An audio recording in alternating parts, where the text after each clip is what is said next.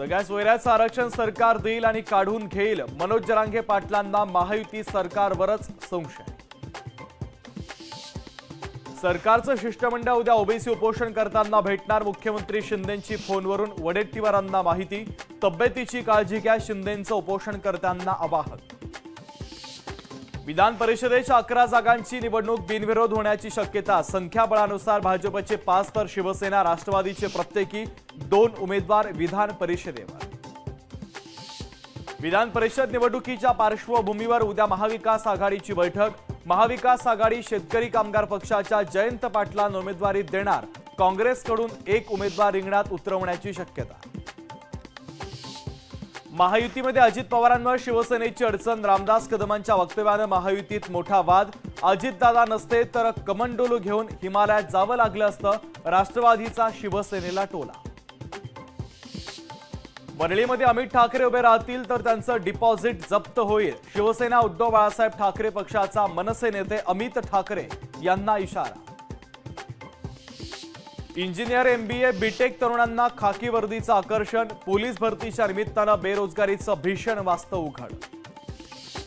हज यात्रेतील मृतांच्या संख्येमध्ये वाढ, हज यात्रेत उष्माघातानं आतापर्यंत 1000 भाविकांचा मृत्यू, अनेक भाविकांवर रुग्णालयात उपचार सुरू असल्याची माहिती। T20 वर्ल्ड कपमध्ये भारत विरुद्ध अफगाणिस्तान रात्री 8 वाजता रंगणार थरार, हा सामना बार्बाडोस मैदानावर रंगणार।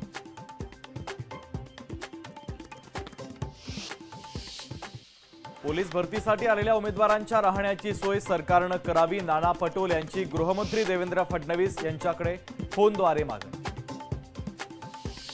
लक्ष्मण हाके यांच्या समर्थनार्थ उद्या सांगोला बंदची हाक, आरक्षणाच्या बचावासाठी ओबीसी समाज रस्त्यावर। छगन भुजबळ उद्या उपोषणकर्त्यांची घेणार भेट, पुण्यात जिल्हाधिकारी कार्यालयाच्या जवळ मंगेश ससान यांचं गेल्या 7 दिवसांपासून आमरण उपोषण। शुक्रवारी छगन भुजबळ वडीगोद्रीला जाणार, लक्ष्मण हाके आणि नवनाथ वाघमारे यांची भेट घेणार। बच्चू कडू यांच्याकडून महावितरणाच्या अधिकाऱ्याची शाळा, शेतातील नादुरुस्त डीपीबाबत बच्चू कडू आक्रमक।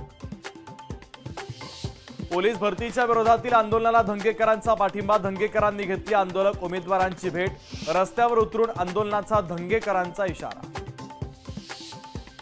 लोकशाहीच्या बातमीनंतर सातारातील जरंडेश्वर कारखाना प्रकरणात प्रदूषण नियंत्रण मंडळाला जाग, प्रदूषित तिळगंगा नदीचे पाणी नमुने तपासणीसाठी घेतले।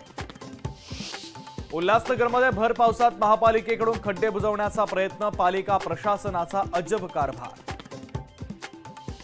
छत्रपती संभाजीनगरमध्ये पत्नी पीडित नवऱ्यांची पिंपळ पौर्णिमा, पत्नी पीडित संघटनेच्या सदस्यांकडून पिंपळाला उलट्या फेऱ्या।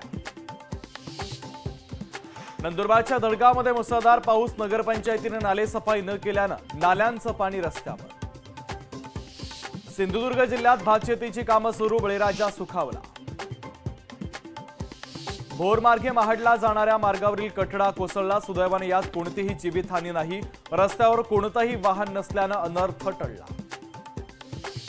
यवतमाळमध्ये कृषी केंद्रातून जादा दरात बियाणांची विक्री, आर्थिक लूट होत असताना कृषी विभाग मात्र झोपेतच।